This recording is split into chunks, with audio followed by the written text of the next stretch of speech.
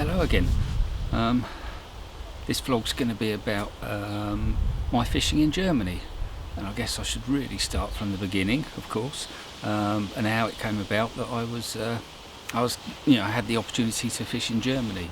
So going away from fishing for a moment, basically in the summer of 2019, I left my job of 19 years in the IT industry. And decided to go self-employed or contract. I had done before in the 90s and decided that that's what I was going to do again. So I started my company up in November and signed my first contract to start the 1st of December, which was in Germany, for 4 months. So that was obviously going to be my priority, my number one. That's what my focus was. So anyone who knows me will know what I'm like in my fishing, is how I am with my work as well. And so that was going to be my primary focus, was aiming to achieve and be successful at delivering the project, basically, on time, on schedule, on budget. But obviously with that opportunity it'd be silly of me not to take my fishing gear. So that's what I did. At the beginning of December, drove over, probably about 5 hours from the port of Calais, to where I was going to be staying. For the first month of December it was a hotel, and said I could arrange something a bit more permanent after Christmas.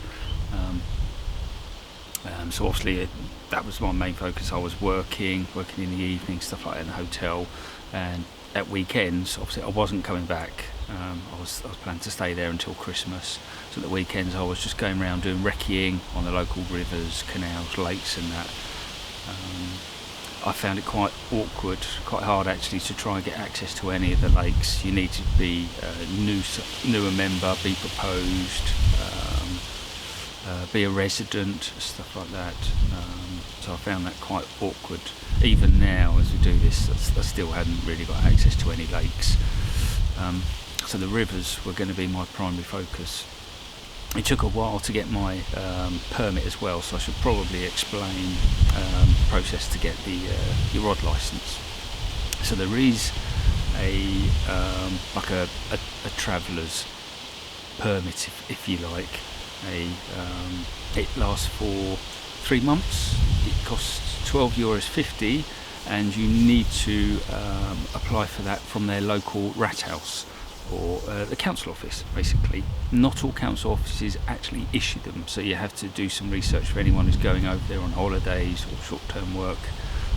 You'll need to find the local Rathaus, and what you'll need is evidence of where you're staying, your residency. So if it's a hotel, that is perfectly fine, but as long as you have evidence of that paperwork. You also need your passport details, and you'll need your rod license to obviously show that you are competent as an angler. So you have a rod license from your local country. I didn't have that with me, so I couldn't get my permit before Christmas, so I had to take that with me when I returned at the beginning of January. So I came back for the Christmas holidays, and then went back over again for 3 months.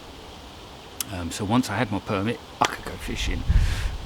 Once I had my rod license, my temporary license, I could then purchase the permit for the River Rhine, and the River Rhine. Now, the area of Germany I was working in would be called, I guess, the Oberrhien or the Upper Rhine. And that permit gave me access to probably about 100 miles of the Rhine. And for anyone who doesn't know, the Rhine is nearly 800 miles long, all sorts of tributaries, slack areas, industrial areas, boating harbours, lakes. It's just phenomenal, the amount of water that the Rhine has. It starts, or the source, I believe, is in Switzerland. It goes through the whole of Germany, through the Netherlands and out into the North Sea. And like I say, I was going to be fishing in the Upper Rhine region of Germany, near my work, of course. So that was my main focus. I'd done some recceing during December. I found some likely looking spots. Obviously winter, it wasn't going to be easy. I also had the Main, and I had a few areas around the sort of Frankfurt area that I was looking at. And I'd also dabbled on a canal, which was a couple of hours drive away. And I couldn't get a permit for that because it was club walk, but they did have day tickets, which was around €25 a day. So I did a couple of nights on there, but that's for another time. Let's just say, if you look at some of the pictures, you'll see it was rather cold when I was there. It even froze up on me on a couple of occasions. So, but that was the Main Donau Canal, MDK. So the Main joining the Donau is, or the Danube River. So basically, you've got the Main and the Danube, and the canal joins the two up. So then they can transport all sorts of goods throughout Europe. So it's a key canal. But obviously it's also got some nice carp in it too. But it's not easy. It's very industrial, concrete, nowhere to stick bang sticks. It's pod city basically. But that's for another time. And I hadn't caught from there. And during the winter period, I didn't fish the Main either. I'd done some recceing, found a couple of likely looking spots to return to, but I hadn't actually fished it. I got a ticket, but that was it. So basically it was the Rhine which I was concentrating on, pre-baiting, fishing various different spots, overnighters, the odd weekend, stuff like that, as and when I could, because work was my priority, of course. And then obviously I sort of found an area I quite liked. I even think I heard the odd fish during the night, a couple boshing out where I was fishing, but nothing happened. And this was one of the slack areas out of the main channel, because the barges are big. It's really busy with barges going up and down the main channel of the Rhine. And I did fish the main channel, some entrances to little boat harbours and so on, just concrete that. The only thing you can use is a pod, just like the thing doesn't fly in. I had some chub, but I never caught any carp. And then obviously, as we all know, coronavirus hit. That stopped my work. I came back to the UK in March, and that was the end of it. All my stuff was still in the apartment in Germany, and I was renting that out. So from January onwards, once I got my permit and that, I had an apartment as well.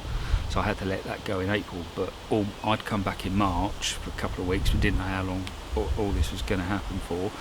And all my stuff was out there. They put it all in storage. We're not just talking all my work clothes and everything else. We're talking kilos of bait and God knows what. So I filled up a storage room basically. Once all the travel restrictions have been lowered and that, and we can travel back to Europe now, I headed out to France to fish on a lake in France the week. And then headed over to Germany from there. Now the apartment people who work there, they don't work over the weekends and that, so obviously I fished on the River Rhine for the weekend. Well, I did the first night on the Main, which was a bit of a mistake, and then I moved in the morning to the Rhine, to this area where I'd seen fish, or I think I'd heard fish in the winter. And you'll see from this footage, but basically it looked quite good. There was a lot of boats and that around, all moored up.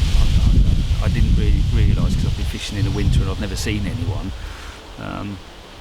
It's quite a popular area when it gets warm and sunny, basically, that all these yachts came in and moor up and that, and then they swim around, paddle, and they'll boat across to the shore and that, and sunbathe and so on. So it gets quite busy in the summer. So that will be a challenge if I go back to try and work that out, how that's all going to work. But I got all set up. It's a longer walk as well from the car park, probably about 2 miles, so it wasn't busy with anglers. There was 2 other carp anglers there. They'd done the same as me, probably borrowed their gear about 2 miles from the car park. And I went past them, so I went as far as you could down from them. So depends on certain stretches, certain areas, you can fish or can't fish, depends on the time of year. There's different colour codes. Green you can fish all year, red you can't fish at all, and purple at different time zones. Depending on where it is on the river, depends on when you can fish it. And it's all in a book, in a guide that you get with the permit telling you where and when you can fish. And this section you can fish all year round, and then just beyond me there's a purple section which goes on to the main section of the Rhine, if you like, and that's all purple for a certain period of the year. So I was right on the very last spot or swing, if you like, the green section. And I was setting up and that, and I see a couple of splashes on the far side, probably about on the other side of the river. There's like a nature reserve, hence why there's these purple zones and red zones where you can or can't. So the bank that I was fishing is green, the opposite side is red, can't fish it. It's nature reserve, and you see all sorts of wildlife. It's fantastic. You'll see in some of this footage, you'll see a red deer wandering around on the far bank. I don't know if we'll capture it or not, but even when I had my first carp, which we'll get to, right in the distance there's a little black dot. That's a wild boar. Only the second time I've actually seen one. I've heard them in the night. They root around at night, even close to your bivvy. Be careful of those. I've scared them off in the winter and that. When there's no one around, they definitely come. They're more active. They come down to the river and so on, and you hear them all snorting away and disturbing all the ground, trying to find food and that. But in the spring, summer, obviously it's a lot more active with humans, so I guess they're a bit more cautious and shy. But as soon as they see your head torch or whatever, they're just off. You just hear them running off into the woods and that. I think the only time you've got to be probably careful, I guess, is when they've got young. Then they might get a bit protective, as with all animals. I got set up and that, and I was sitting there. I was starting to get hit by the bloody mozzies, and then I start seeing some splashes, some shows on the far side. I thought, is that carp and that? So I set the camera up and I'm zooming right in just to film it all so I can then have a look. And I'm pretty certain that I'm seeing fish showing over. They're not big fish, just small stuff. And talking probably, 5 to 15 pounds maybe. I'm sure it was carp. It seemed quite active, quite a lot of splashes and shows.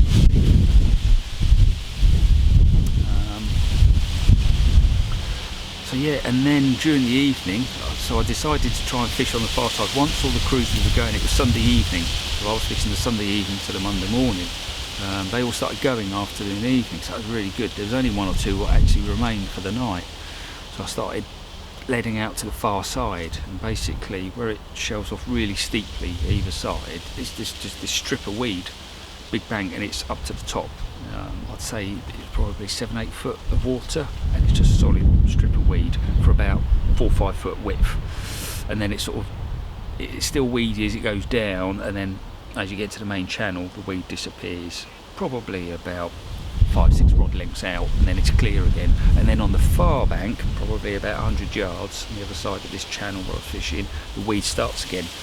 And there's a couple of little islands, and there's buoys stopping all the boats and fishermen from going in this little nature reserve. Then it's all shallow water, a bit of grass and that's where all the fish were showing. But a few were showing on my side of this island, on the opposite side. So they were showing in the weeds. So I put a rod on the far side, so basically in the weed, and I kept tugging it out until it just came clear of the weed. Clipped it up, chucked at it, got a drop. Yep, so I'm just fishing just short of the opposite side, and then I did the same on the near side, probably a couple of rod lengths past the weed, get a bit better line lay, and that was my 2 rods basically. And just I spombed the far side and I catapulted the near side of bait, just fishing snowman rigs, and that was it. I was set for the night, and I kept seeing fish. And then during the later in the evening, I see a couple of I thought were quite good fish. I thought, they look, I'm not saying monstrous 50s, 60s or something, but 20, 30 pounders. I saw 2, one to me right, not too far from where I was fishing, and one down to me left, just in between me and the 2 anglers, just off the marginal weed bed. I thought, this looks good and all that. So I was sort of buoyed up and really confident. First time I really had been out there. And then, obviously, 2 o'clock in the morning, I received that bite. I received my first bite in Germany. I was just absolutely, I just couldn't believe it. I'm running out there and hitting the rod, and this fish is just absolutely taking line. I thought, yeah, I'm definitely in. It's a carp now. There is catfish in there and that, but I knew this wasn't a catfish because my arm wasn't pulled out of the socket.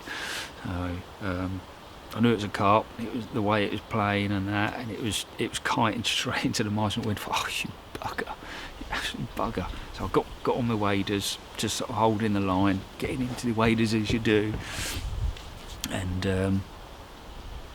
then obviously scampering down, grabbing hold of my net and sort of chucking it in front of me, winding down, grabbing the net, chucking it in front of me even further until I got to this weed bed. Would you believe it had to be the thickest, widest part of the bloody weed. They know what they're doing, don't they, these carp? And I could see it wallowing around on the far side. It's like, it's just out of reach of the net, just out of, water was right up to about an inch of the chest waders, and I just couldn't get it. The weed was all down the leg core, around the rig, and I just could not get it free. It just would not move. It was just like all grouped up, this weed and that. So I'm just gonna have to go in. Just gonna have to go in, and I just couldn't believe it. Just the shell just dropped. I was just suddenly sort of at my neck, and then I was sort of still struggling to net it. So I just thought I'm just gonna have to try and pull it. Just gonna have to try. There's a bit of a clearer bit to be left. So I just grabbed hold of both my hands, and I'm just slowly trying to pull it along and along. And luckily it did. The fish started coming with me. And I managed to move it probably about 8-10 foot, where it was suddenly a bit thinner, the weed, and then I could sort of guide it and scoop it into the net, and I was just completely, yes, my first German carp from the Rhine, I hear all sorts of stories about how hard it is and how few fish there are and so on, in 800 miles of canal, river I should say, but there was quite a few. I have to admit, you'll see the hooches, there did seem to be quite a few fish there. I don't know if they're just spawned or about to or what, but they're very active, so I'd got lucky on this occasion. I have to be honest, I only had that one night. I then had to pack up. One of the two guys to me left, I packed up and chatting to them, and then they had a bite, and they had a common of a similar size, low 20, so the common 23. And it was their first fish from the Rhine as well, so it was really all buoyed up and excited that 2 out of the 3 of us had caught our first fish from the river. So they were definitely there in numbers, I think, and I was wishing in a way that I didn't have to go home. But then obviously that was it. I had the fish, and then headed to the apartment, picked up all my belongings and headed home. But I'm really hoping I can get back out there again, not just for work, because I never finished the work off, but also to do a bit of fishing.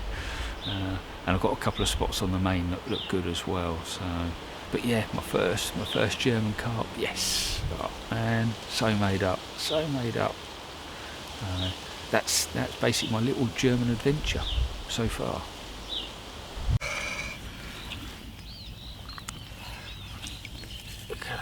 Lovely 23-pound dark common. Oh, I've worked hard for this. No tips, no pre-baiting, nothing like that, just worked for it myself. Found this area after a lot of searching over the winter and that when I was working here, and just took the opportunity to come back. I've come here to pick up all my belongings and that basically. God, I've got mozzie on my eye. Oh, let's turn around as well, will we? I'm absolutely over the moon. I've actually seen a few when I got here. So, just tensing up now. Come on. Just hold you up a bit and then we'll slip you back. Mozzies are a nightmare. Oh, there you go. Look at that.